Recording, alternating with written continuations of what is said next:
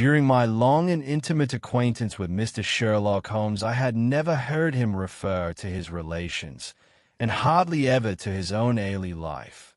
This reticence upon his part had increased the somewhat inhuman effect which he produced upon me, until sometimes I found myself regarding him as an isolated phenomenon, a brain without a heart, as deficient in human sympathy as he was preeminent in intelligence. His aversion to women and his disinclination to form new friendships were both typical of his unemotional character, but not more so than his complete suppression of every reference to his own people. I had come to believe that he was an orphan with no relatives living. But one day, to my very great surprise, he began to talk to me about his brother. It was after tea on a summer evening, and the conversation, which had roamed in a desultory, spasmodic fashion from golf clubs to the causes of the change in the obliquity of the ecliptic, came round at last to the question of atavism and hereditary aptitudes. The point under discussion was how far any singular gift in an individual was due to his ancestry and how far to his own early training. "In your own case," said I, "from all that you have told me, it seems obvious that your faculty of observation and your peculiar facility for deduction are due to your own systematic training." "To some extent," he answered, thoughtfully. "My ancestors were country squires, who appear to have led much the same life as is natural to their class. But, nonetheless, my turn that way is in my veins, and may have come with my grandmother, who was the sister of Vernet, the French artist. Art in the blood is liable to take the strangest forms." "But how do you know that it is hereditary?" "Because my brother Mycroft possesses it in a larger degree than I do." This was news to me indeed. If there were another man with such singular powers in England, how was it that neither police nor public had heard of him? I put the question, with a hint that it was my companion's modesty which made him acknowledge his brother as his superior. Holmes laughed at my suggestion. "My dear Watson," said he, "I cannot agree with those who rank modesty among the virtues. To the logician, all things should be seen exactly as they are, and to underestimate one's self is as much a departure from truth as to exaggerate one's own powers.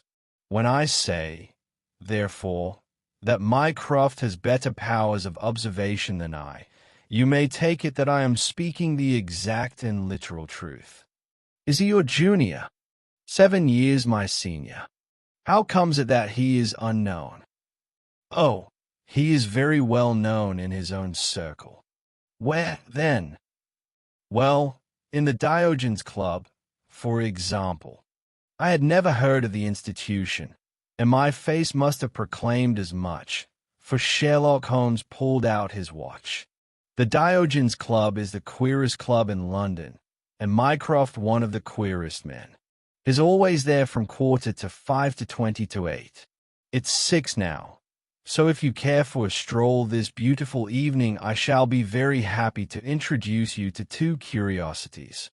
5 minutes later we were in the street, walking towards Regent Circus. "You wonder," said my companion, "why it is that Mycroft does not use his powers for detective work. He is incapable of it." "But I thought you said—" "I said that he was my superior in observation and deduction. If the art of the detective began and ended in reasoning from an armchair, my brother would be the greatest criminal agent that ever lived. But he has no ambition and no energy. He will not even go out of his way to verify his own solution, and would rather be considered wrong than take the trouble to prove himself right. Again and again I have taken a problem to him, and have received an explanation which has afterwards proved to be the correct one. And yet he was absolutely incapable of working out the practical points which must be gone into before a case could be laid before a judge or jury." "It is not his profession, then?" "By no means. What is to me a means of livelihood is to him the merest hobby of a dilettante. He has an extraordinary faculty for figures, and audits the books in some of the government departments. Mycroft lodges in Pall Mall, and he walks round the corner into Whitehall every morning and back every evening. From year's end to year's end he takes no other exercise, and is seen nowhere else, except only in the Diogenes Club, which is just opposite his rooms. I cannot recall the name. Very likely not. There are many men in London, you know, who, some from shyness, some from misanthropy, have no wish for the company of their fellows. Yet they are not averse to comfortable chairs and the latest periodicals. It is for the convenience of these that the Diogenes Club was started, and it now contains the most unsociable and unclubbable men in town. No member is permitted to take the least notice of any other one. Save in the strangers' room, no talking is, under any circumstances, allowed, and 3 offences, if brought to the notice of the committee, render the talker liable to expulsion. My brother was one of the founders, and I have myself found it a very soothing atmosphere. We had reached Pall Mall as we talked, and were walking down it from the St. James's end. Sherlock Holmes stopped at a door some little distance from the Carlton, and, cautioning me not to speak, he led the way into the hall. Through the glass paneling I caught a glimpse of a large and luxurious room, in which a considerable number of men were sitting about and reading papers, each in his own little nook. Holmes showed me into a small chamber which looked out into Pall Mall, and then, leaving me for a minute, he came back with a companion whom I knew could only be his brother. Mycroft Holmes was a much larger and stouter man than Sherlock. His body was absolutely corpulent, but his face, though massive, had preserved something of the sharpness of expression which was so remarkable in that of his brother. His eyes, which were of a peculiarly light, watery gray, seemed to always retain that faraway, introspective look which I had only observed in Sherlock's when he was exerting his full powers. "I am glad to meet you, sir," said he, putting out a broad, fat hand like the flipper of a seal. "I hear of Sherlock everywhere since you became his chronicler. By the way, Sherlock, I expected to see you round last week, to consult me over that Manor House case. I thought you might be a little out of your depth." "No, I solved it," said my friend, smiling. "It was Adams, of course." "Yes, it was Adams. I was sure of it from the first." The two sat down together in the bow window of the club. "To anyone who wishes to study mankind, this is the spot," said Mycroft. "Look at the magnificent types. Look at these 2 men who are coming towards us, for example. The billiard marker and the other." "Precisely. What do you make of the other?" The 2 men had stopped opposite the window. Some chalk marks over the waistcoat pocket were the only signs of billiards which I could see in one of them. The other was a very small, dark fellow, with his hat pushed back and several packages under his arm. "An old soldier, I perceive," said Sherlock. "And very recently discharged," remarked the brother. "Serve in India, I see. And a non-commissioned officer. Royal Artillery, I fancy," said Sherlock. "And a widower, but with a child." "Children, my dear boy, children." "Come," said I, laughing, "this is a little too much." "Surely," answered Holmes, "it is not hard to say that a man with that bearing, expression of authority, and sun-baked skin is a soldier, is more than a private, and is not long from India. That he has not left the service long is shown by his still wearing his ammunition boots, as they are called," observed Mycroft. "He had not the cavalry stride, yet he wore his hat on one side, as is shown by the lighter skin of that side of his brow.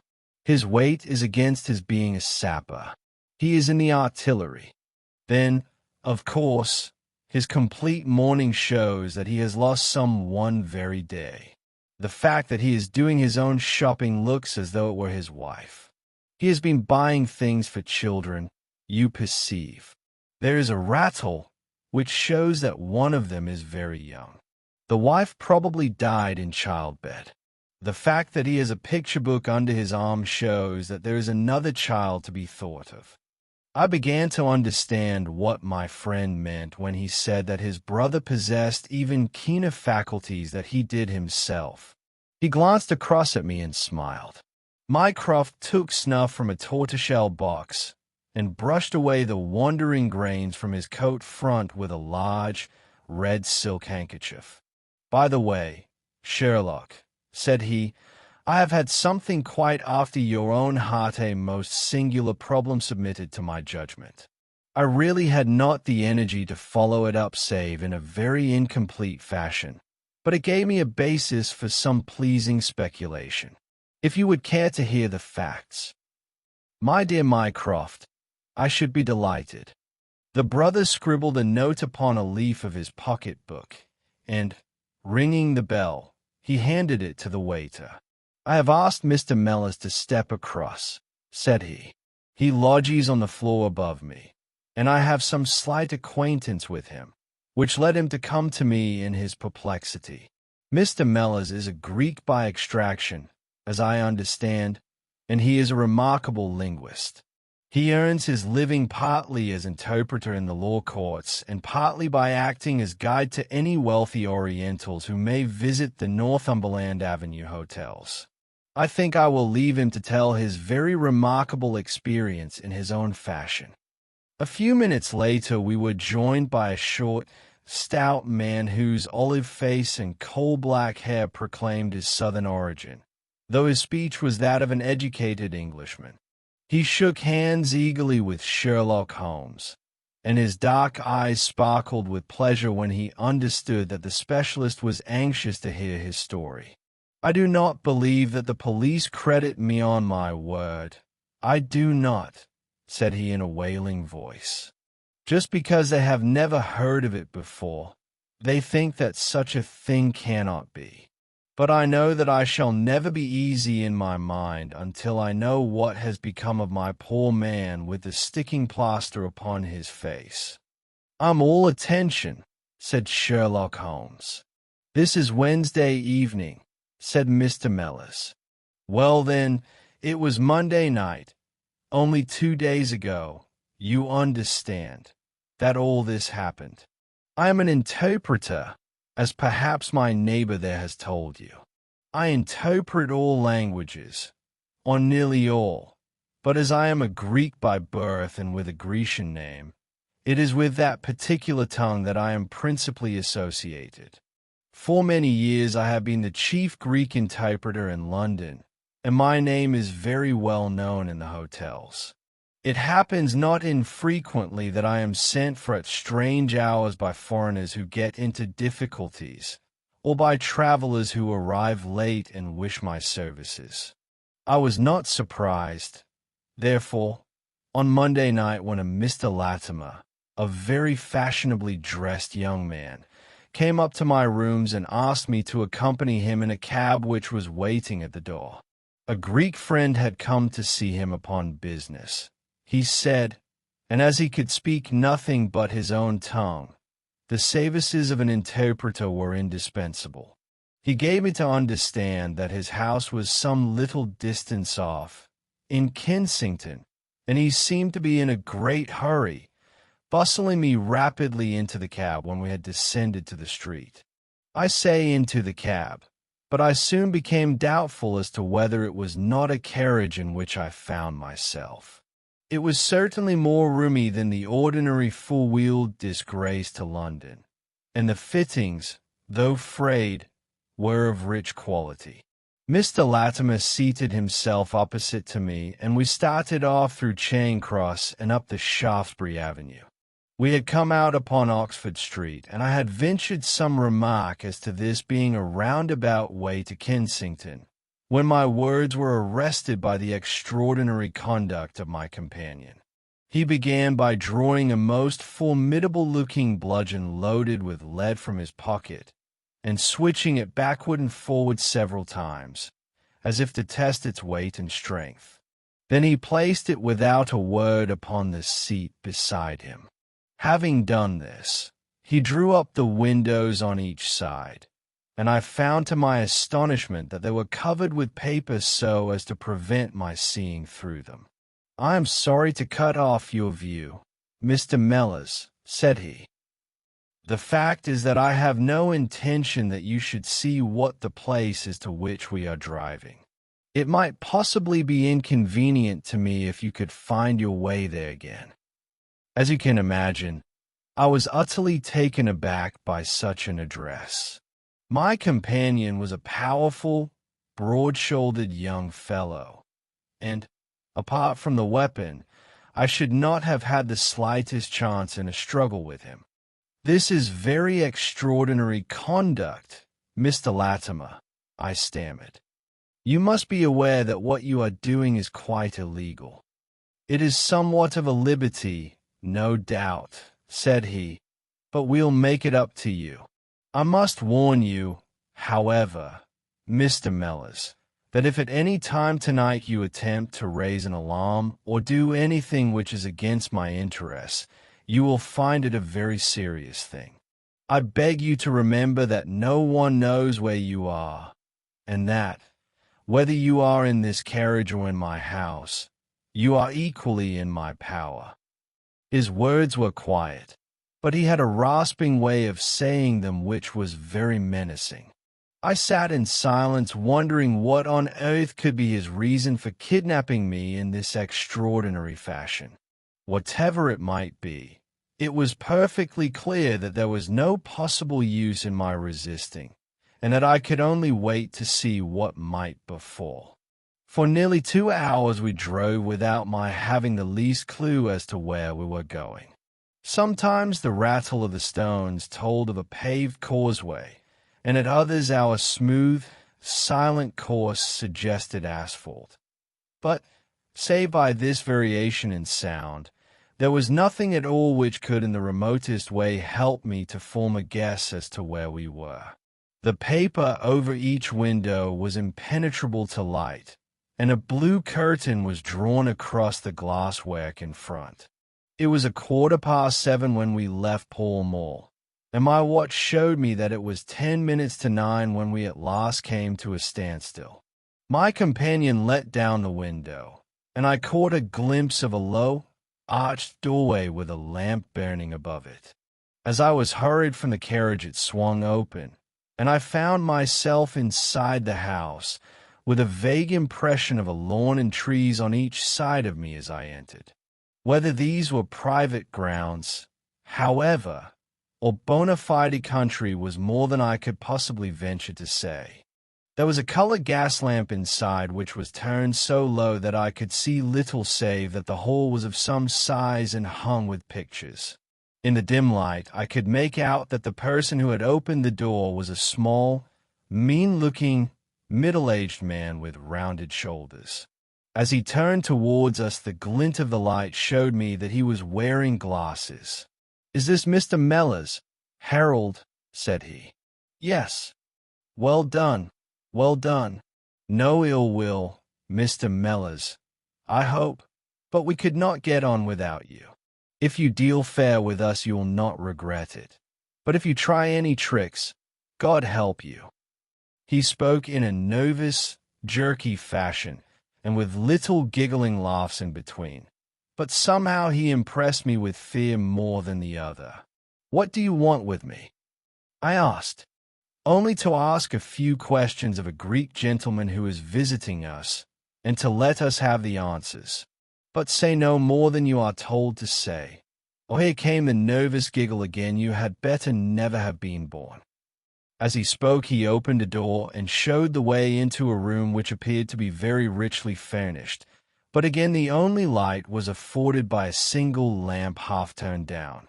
The chamber was certainly large, and the way in which my feet sank into the carpet as I stepped across it told me of its richness. I caught glimpses of velvet chairs, a high white marble mantelpiece, and what seemed to be a suit of Japanese armor at one side of it. There was a chair just under the lamp, and the elderly man motioned that I should sit in it.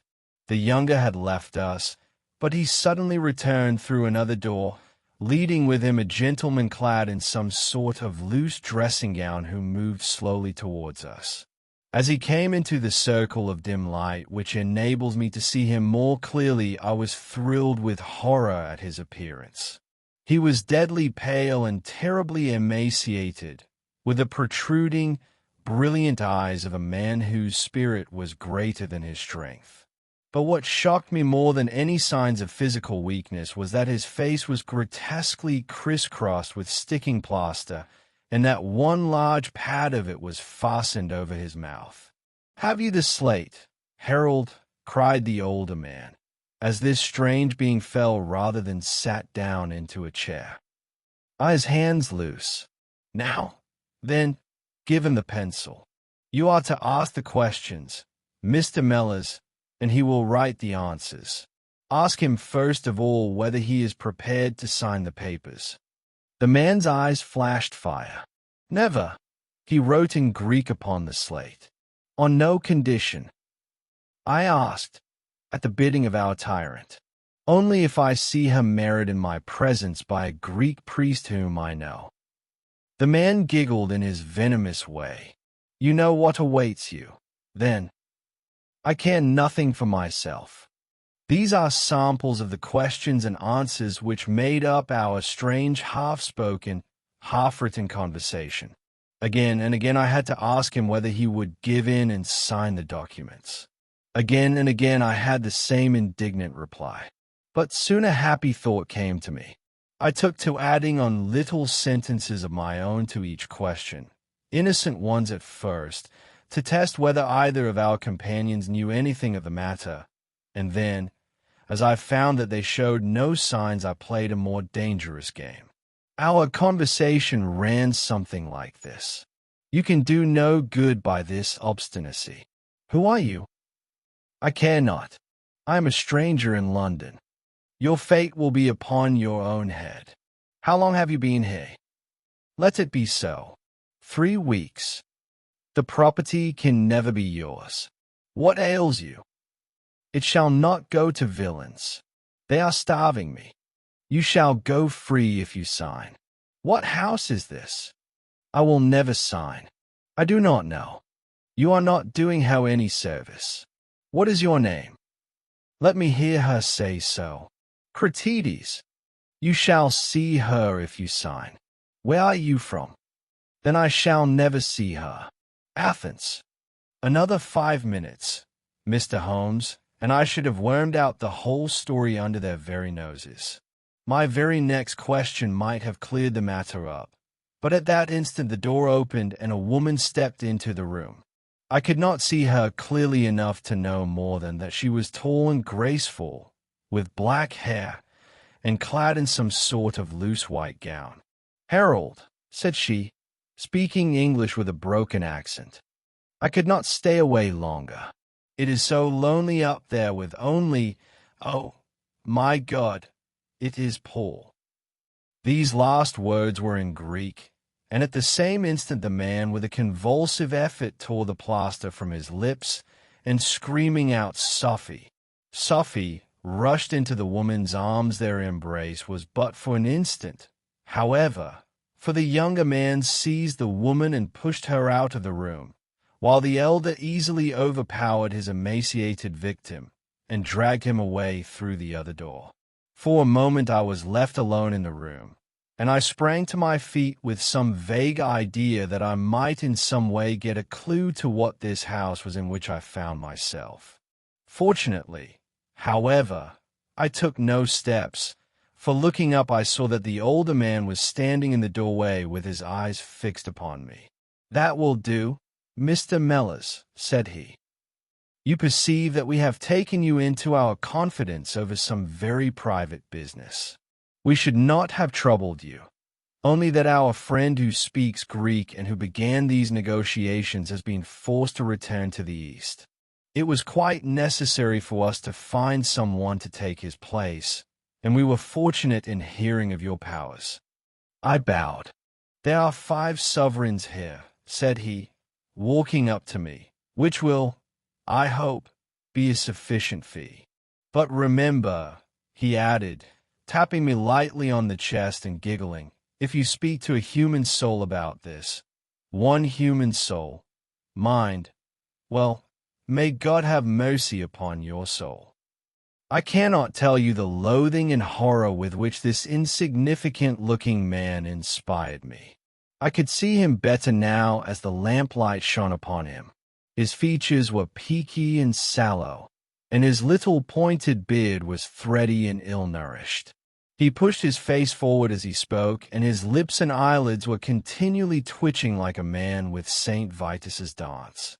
I could not help thinking that his strange, catchy little laugh was also a symptom of some nervous malady. The terror of his face lay in his eyes, however, steel gray, and glistening coldly with a malignant, inexorable cruelty in their depths. "We shall know if you speak of this," said he. "We have our own means of information. Now you will find the carriage waiting, and my friend will see you on your way." I was hurried through the hall and into the vehicle, again obtaining that momentary glimpse of trees and a garden. Mr. Latimer followed closely at my heels, and took his place opposite to me without a word. In silence we again drove for an interminable distance with the windows raised, until at last, just after midnight, the carriage pulled up. "You will get down here, Mr. Mellors," said my companion. "I am sorry to leave you so far from your house, but there is no alternative. Any attempt upon your part to follow the carriage can only end in injury to yourself." He opened the door as he spoke, and I had hardly time to spring out when the coachman lashed the horse and the carriage rattled away. I looked around me in astonishment. I was on some sort of a heathy common mottled over with dark clumps of furze bushes. Far away stretched a line of houses, with a light here and there in the upper windows. On the other side I saw the red signal lamps of a railway. The carriage which had brought me was already out of sight. I stood gazing round and wondering where on earth I might be, when I saw someone coming towards me in the darkness. As he came up to me, I made out that he was a railway porter. "Can you tell me what place this is?" I asked. "Wandsworth Common," said he. "Can I get a train into town?" "If you walk on a mile or so to Clapham Junction," said he, "you will just be in time for the last of Victoria." So that was the end of my adventure, Mr. Holmes. I do not know where I was, nor whom I spoke with, nor anything save what I have told you. But I know that there is foul play going on, and I want to help that unhappy man if I can. I told the whole story to Mr. Mycroft Holmes next morning, and subsequently to the police. We all sat in silence for some little time after listening to this extraordinary narrative. Then Sherlock looked across at his brother. "Any steps?" he asked. Mycroft picked up the Daily News, which was lying on the side table. "Anybody supplying any information to the whereabouts of a Greek gentleman named Paul Cratides, from Athens, who is unable to speak English, will be rewarded.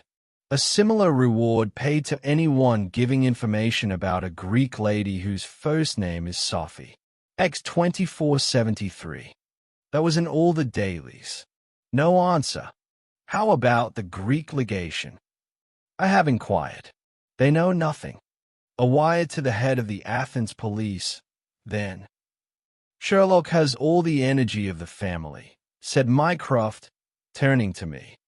Well, you take the case up by all means, and let me know if you do any good. Certainly, answered my friend, rising from his chair. I'll let you know, and Mr. Mellors also. In the meantime, Mr. Mellors, I should certainly be on my guard, if I were you, for of course they must know through these advertisements that you have betrayed them. As we walked home together, Holmes stopped at a telegraph office and sent off several wires. You see, Watson, he remarked, our evening has been by no means wasted. Some of my most interesting cases have come to me in this way through Mycroft. The problem which we have just listened to, although it can admit of but one explanation, has still some distinguishing features.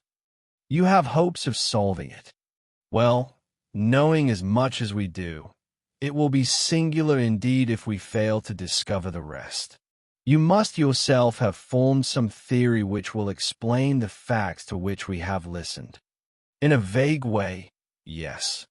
What was your idea, then?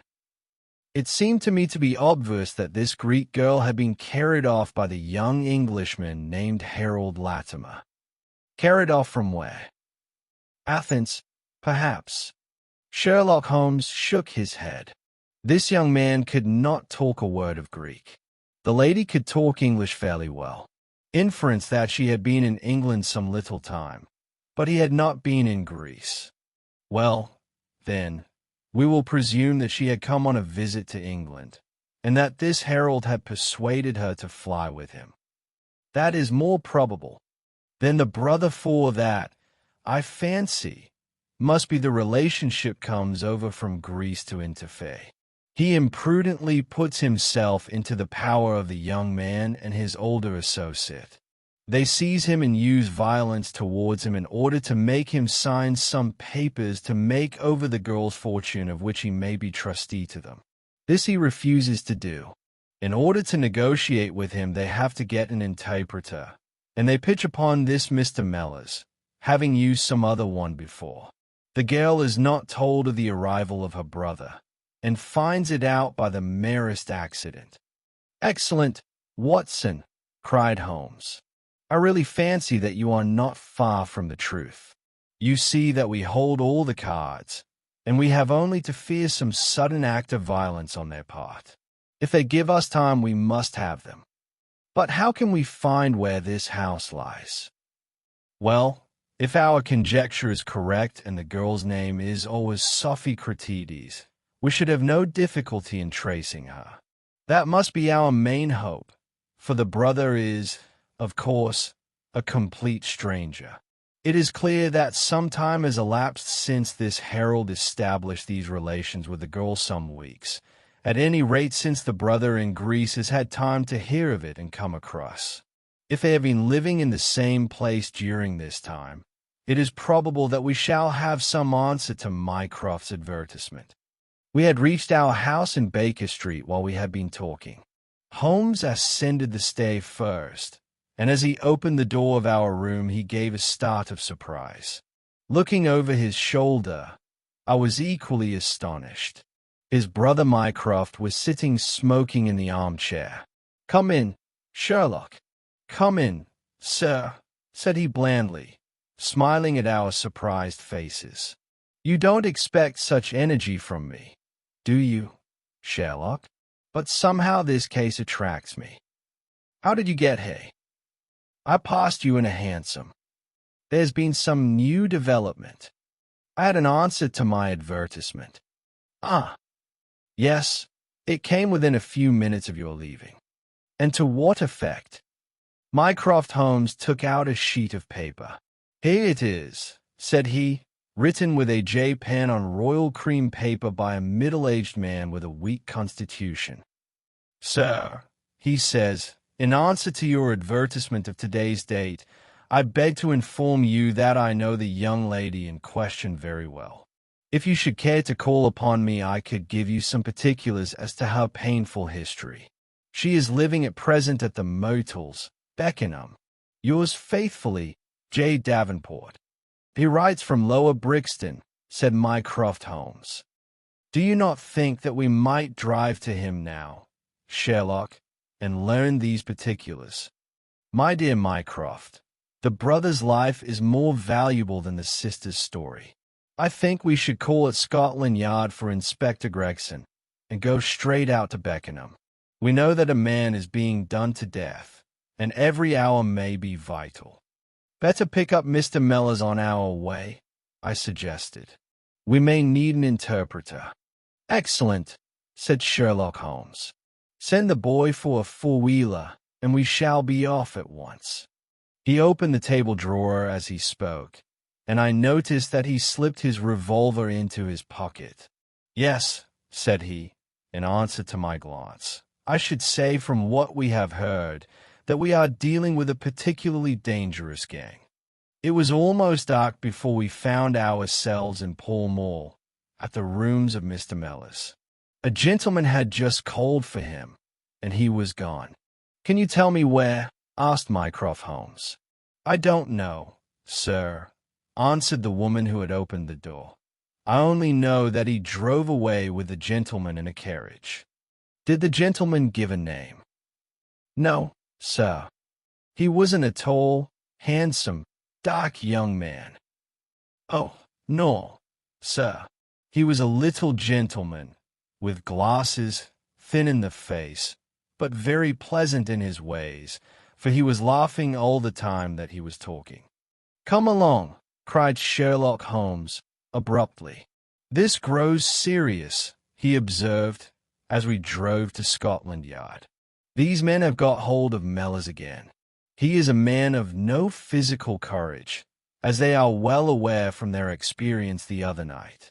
This villain was able to terrorize him the instant that he got into his presence.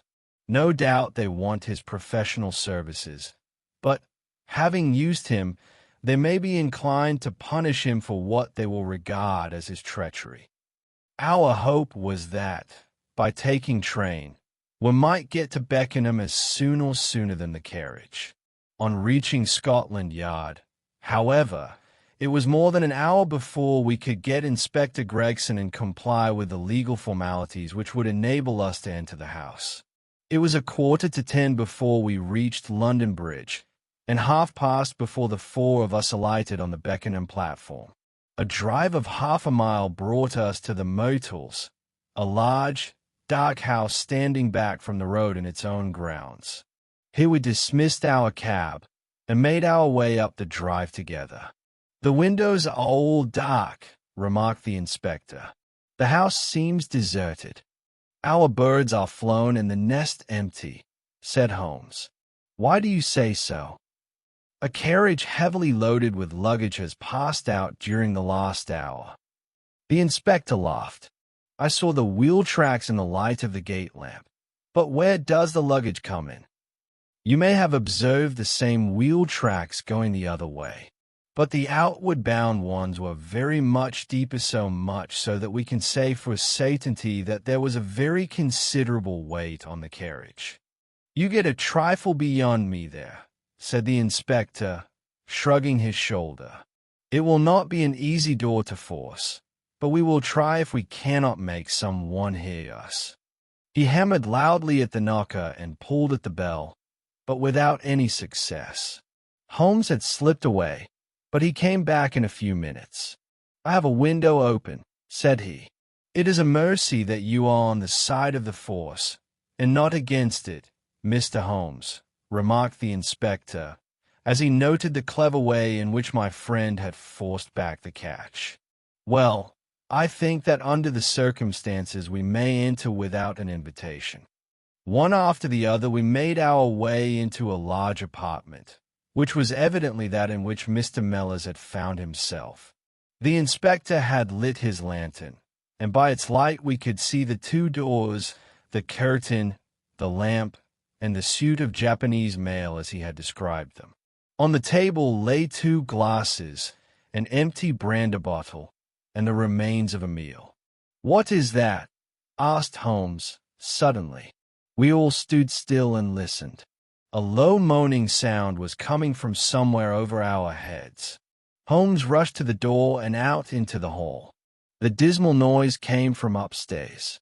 He dashed up, the inspector and I at his heels, while his brother Mycroft followed as quickly as his great bulk would permit. 3 doors faced up upon the second floor, and it was from the central of these that the sinister sounds were issuing, sinking sometimes into a dull mumble and rising again into a shrill whine. It was locked, but the key had been left on the outside. Holmes flung open the door and rushed in, but he was out again in an instant, with his hand to his throat. "It's charcoal," he cried. "Give it time. It will clear." Peering in, We could see that the only light in the room came from a dull blue flame which flickered from a small brass tripod in the center. It threw a livid, unnatural circle upon the floor, while in the shadows beyond we saw the vague loom of two figures which crouched against the wall. From the open door there reeked a horrible poisonous exhalation which set us gasping and coughing. Holmes rushed to the top of the stairs to draw in the fresh air, and then, dashing into the room, he threw up the window and hurled the brazen tripod out into the garden. "We can enter in a minute," he gasped, darting out again. "Where is a candle? I doubt if we could strike a match in that atmosphere. Hold the light at the door and we shall get them out. Mycroft, now." With a rush we got to the poisoned men and dragged them out into the well-lit hall. Both of them were blue-lipped and insensible, with swollen, congested faces and protruding eyes. Indeed, so distorted were their features that, save for his black beard and stout figure, we might have failed to recognize in one of them the Greek interpreter who had parted from us only a few hours before at the Diogenes Club. His hands and feet were securely strapped together, and he bore over one eye the marks of a violent blow. The other, who was secured in a similar fashion, was a tall man in the last stage of emaciation, with several strips of sticking plaster arranged in a grotesque pattern over his face. He had ceased to moan as we laid him down, and a glance showed me that for him at least our aid had come too late. Mr. Mellors, however, still lived, and in less than an hour, with the aid of ammonia and brandy, I had the satisfaction of seeing him open his eyes and of knowing that my hand had drawn him back from that dark valley in which all paths meet. It was a simple story which he had to tell, and one which did but confirm our own deductions. His visitor, on entering his rooms, had drawn a life-preserver from his sleeve, and had so impressed him with the fear of instant and inevitable death that he had kidnapped him for the second time. Indeed, it was almost mesmeric, the effect which this giggling ruffian had produced upon the unfortunate linguist, for he could not speak of him save with trembling hands and a blanched cheek. He had been taken swiftly to Beckenham, and had acted as interpreter in a second interview, even more dramatic than the first, in which the two Englishmen had menaced their prisoner with instant death if he did not comply with their demands. Finally, finding him proof against every threat, they had hurled him back into his prison, and after reproaching Mellors with his treachery, which appeared from the newspaper advertisement, they had stunned him with a blow from a stick, and he remembered nothing more until he found us bending over him. And this was the singular case of the Grecian interpreter, the explanation of which is still involved in some mystery. We were able to find out, by communicating with the gentleman who had answered the advertisement, that the unfortunate young lady came of a wealthy Grecian family, and that she had been on a visit to some friends in England. While there she had met a young man named Harold Latimer, who had acquired an ascendancy over her and had eventually persuaded her to fly with him. Her friends, shocked at the event, had contented themselves with informing her brother at Athens, and had then washed their hands of the matter. The brother, on his arrival in England, had imprudently placed himself in the power of Latimer and of his associate, whose name was Wilson Kemp, that through his ignorance of the language he was helpless in their hands, had kept him a prisoner, and had endeavored by cruelty and starvation to make him sign away his own and his sister's property. They had kept him in the house without the girl's knowledge, and the plaster over the face had been for the purpose of making recognition difficult in case she should ever catch a glimpse of him. Her feminine perception, however, had instantly seen through the disguise when, on the occasion of the interpreter's visit, she had seen him for the first time. The poor girl, however, was herself a prisoner, for there was no one about the house except the man who acted as coachman, and his wife, both of whom were tools of the conspirators. Finding that their secret was out, and that their prisoner was not to be coerced, The two villains with the girl had fled away at a few hours' notice from the furnished house which they had hired, having first, as they thought, taken vengeance both upon the man who had defied and the one who had betrayed them. Months afterwards, a curious newspaper cutting reached us from Budapest. It told how two Englishmen who had been traveling with a woman had met with a tragic end. They had each been stabbed, it seems, and the Hungarian police were of opinion that they had quarreled and had inflicted mortal injuries upon each other. Holmes, however, is, I fancy, of a different way of thinking, and hold to this day that, if one could find the Grecian girl, one might learn how the wrongs of herself and her brother came to be avenged.